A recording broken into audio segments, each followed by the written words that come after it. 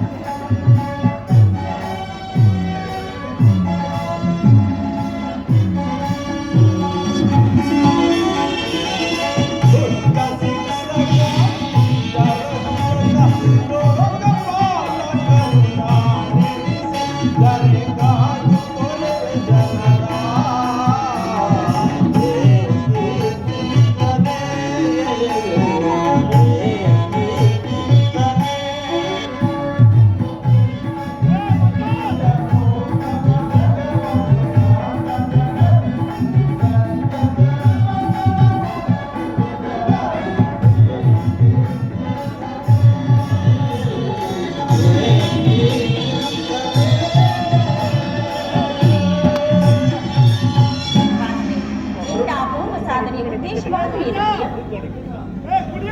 ದುಷ್ಟ ಶಿಕ್ಷಣ. ರುಕ್ಮಿಣಿ, ದುಷ್ಟ ಶಿಕ್ಷಕ ಶಿಷ್ಟ ರಕ್ಷಕ. ಭಾರತ ವರ್ಷದಲ್ಲಿ ಜಗತ್ತಿಗೆ ಆದರ್ಶಭೂತವಾದ ಧರ್ಮ ರಾಜ್ಯವೊಂದನ್ನು ಸ್ಥಾಪಿಸುವುದೇ ನನ್ನ ಜೀವನದ ಏಕಮಾತ್ರ ಧ್ಯೇಯ. ರುಕ್ಮಿಣಿ, ನನ್ನ ನಿರಂತರದ ಪರಿಶ್ರಮದ ಸಿರಿಗನಸು ಯೌವನವು ಕಳೆದು ವಾರ್ಧಕ್ಯದ ಮೊದಲ ಹಂತದಲ್ಲಿ ಕಾಲಿಟ್ಟನಾದರೂ ಆ ನನ್ನ ಕನಸು ಕನಸಾಗಿಯೇ ಉಳಿದಿರುವುದು. ರುಕ್ಮಿಣಿ, ಅದಕ್ಕಾಗಿಯೇ ಹಿಂಸಾ ಪ್ರಿಯರಾದ ಅಸಂಖ್ಯಾತ ದಾನವರನ್ನು ಸಂಹರಿಸಿದೆನು. ಆದರೂ ನನ್ನ ಉದ್ದೇಶವು ಸಫಲವಾಗಲಿಲ್ಲ. ರುಕ್ಮಿಣಿ, ಮಾನವನೇ ಮಾನವ ಜಾತಿಯ ಪರಮ ಶತ್ರು ಎಂದು ಈಗ ಅರಿತು, ಅದಕ್ಕಾಗಿ ಮುಂದಿನ ಯುದ್ಧದಲ್ಲಿ ಮಾನವನ ಪ್ರಗತಿಯಾಗಿ ಮಾನವನಿಂದಲೇ ನಾಶಗೊಳಿಸುವೆನು. ರುಕ್ಮಿಣಿ, ಪ್ರಿಯ, ರುಕ್ಮಿಣಿ